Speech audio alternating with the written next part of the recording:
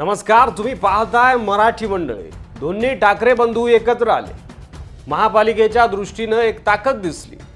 उद्धव ठाकरेंनी स्पष्ट संकेत दिले की एकत्र आलो आहोत ते एकत्र राहण्यासाठी, आणि त्यामुळे आता फडणवीसांचाही प्लॅन ठरलाय। राज उद्धव यांच्या एकीला टक्कर देण्यासाठी, आव्हान देण्यासाठी भाजपची काय पंचसूत्री असेल, काय प्लॅन असेल, चला तर बघूयात फडणवीसांची पुढची चाल। फडणवीसांनी प्रतिक्रिया देताना स्पष्ट संकेत दिले की बीएमसी निवडणुकीत हिंदुत्वाचा मुद्दा केंद्रस्थानी असेल।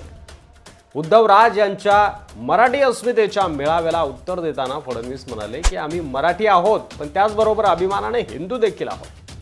त्यांच्या या वक्तव्यातून स्पष्ट झालं की भाजप आपल्या चिरपरिचित हिंदुत्व कार्डवर पुन्हा जोर देणार आहे। सर्वांना घेऊन जाणारे हिंदुत्व अशी मांडणी करून ते अमराठी, उत्तर भारतीय, गुजराती मतदारांना आपल्या बाजूला खेचू पाहणार आहेत।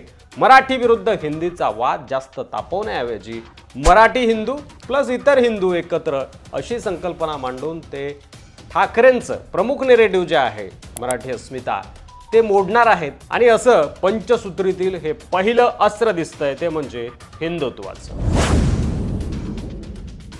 त्यानंतर दुसरी गोष्ट म्हणजे फडणवीसांनी बीडीडी चाळ, पत्रा चाळ, अभ्युदयनगर यांचं उदाहरण देत आम्ही मराठी माणसाला हक्काचं घर दिलं असा मुद्दा उचलला। आणि त्यामुळे भाजपची दुसरी मोठी रणनीती म्हणजे विकास कामं आणि घरांचं कार्ड। बीएमसी निवडणुकीत झोपडपट्टी पुनर्वसन, चाळ पुनर्विकास, सुलभ कर्ज योजना, मेट्रो, रस्ते, स्वच्छता या मुद्द्यावर ते जनतेला आकर्षित करतील। त्यात मराठी हिंदी विभागणीला कमकुवत ठरवत मराठी माणसाला आम्ही घर दिलं, तुमचं सरकार फक्त घोषणा करत राहिला असा आरोप करत ठाकरेंनी विकास कामं केली नाही असं सांगितलं जाईल।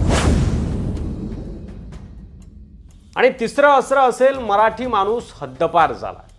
ठाकरे बंधू मेळाव्यात मराठी अस्मितेचा गजर झाल्यावर फडणवीसांनी पलटवार केला। 25 वर्ष तुमच्याकडे सत्ता होती, मग मराठी माणूस हद्दपार कसा झाला, ही भाजपची तिसरी रणनीती असेल। मुंबईतल्या मराठी मतदारांना हेच सांगायचं की उद्धव राज शिवसेनेच्या 25 वर्षाच्या राजवटीत मराठी माणसांच्या प्रश्नांची काय दुरवस्था झाली। तुम्ही फक्त भावनांवर खेळलात, आम्ही कामं केली। यात मग ते मुस्लिम असेल, उत्तर भारतीय असेल, गुजराती, हिंदी भाषिक मतदारांना देखील संदेश देतील की शिवसेना हीच मुळात विभाजन करते, आम्ही तर सबका साथ सबका विकास करतोय। चौथं अस्त्र, आपल्या भाषणात राज ठाकरे म्हणाले की फडणवीसांनी आम्हाला एकत्र केलं। या विधानावर फडणवीसांनी त्यांचे आभार मानले। ते म्हणाले मला श्रेय दिलं त्याबद्दल आभार। ठाकरे बंधू एकत्रित झाल्यावरही ते एकत्र राहणार नाही, मतांवर परिणाम होणार नाही, ही युती टिकणार नाही, हे सत्तेसाठी एकत्र आलेत असं नेरेटिव्ह बांधून मतदारांमध्ये शंका निर्माण करायची, संभ्रम निर्माण करायचा। आणि त्याच वेळी झालेली सभा ही रुदाली सभा होती, हा मराठीचा मुद्दा नाही, सत्तेसाठीचा इमोशनल ड्रामा आहे अशी टीका करून ठाकरे युतीवर विश्वास कमी करण्याची मोहीम चालवली जाणार। सोशल मीडियाचा भक्कम वापर करून ठाकरे बंधूंची युती ही स्वार्थासाठी आहे असं वाचवलं जाणार। मराठी माणसांमध्ये एक संभ्रम आणि शंका निर्माण केली जाणार। ही जोडी म्हणजे तारा सिताराची जोडी आहे आणि त्याला सुरुवात देखील झाली आहे। काही तसं व्हिडिओ देखील समोर आले। भाजपची पाचवी आणि अत्यंत महत्त्वाची रणनीती प्रत्येक वार्डमध्ये स्थानिक जातीय गणित जुळवून मजबूत उमेदवार उभा करणं।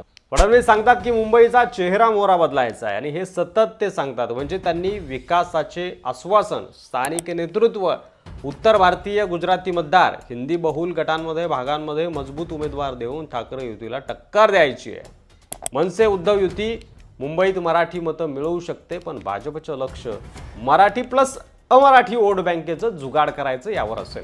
हिंदी बहुल भागात हिंदी उमेदवार द्यायचा म्हणजे त्याला हिंदी मतदान तर एक गट्टा होणारच, आणि मराठी मतदार 5-10% जरी फुटला तरी जागा निवडून येते। असं बारीक नियोजन देवेंद्र फडणवीस यांचं असू शकतं। अमित शहा आणि मोदींची जोडी देखील प्रचाराला दिसेल, जर ती दिसली तर नवल वाटायला नको। ठाकरे बंधू एकत्र मंचावर आले। मराठी अस्मिता, भाषा, शिवसेना प्रमुखांचा वारसा या मुद्द्यावर त्यांनी मराठी माणसाला आव्हान केलं। हे भाजप आता सिरियसली घेत आहे। पुढची भाजप रणनीती उघड आहे की हिंदुत्व, विकास, मराठी माणूस, विरोधकांत संभ्रम, शंका आणि वार्डस्तरीय मजबूत उमेदवार, ही पंचसूत्री, ही योजना ठाकरेंना मात देईल का? तुमचं मत काय आहे? ठाकरे बंधू एकत्र आलेत, त्यांना मराठी मतदार किती साथ देईल? फडणवीसांची हिंदुत्व प्लस विकासाची पंचसूत्री योजना यशस्वी होईल का? मुंबई महापालिकेची सत्ता कुणाकडे जाईल? कमेंटमध्ये नक्की सांगा. व्हिडिओ शेअर करा, कारण येणाऱ्या महिन्यात महाराष्ट्राचं राजकारण तापणार आहे एवढं मात्र नक्की. चॅनलवर नवीन असाल तर सबस्क्राईब करायला देखील विसरू नका. पुन्हा भेटू पुढच्या व्हिडिओमध्ये. तोपर्यंत रजा घेतो. धन्यवाद. जय महाराष्ट्र.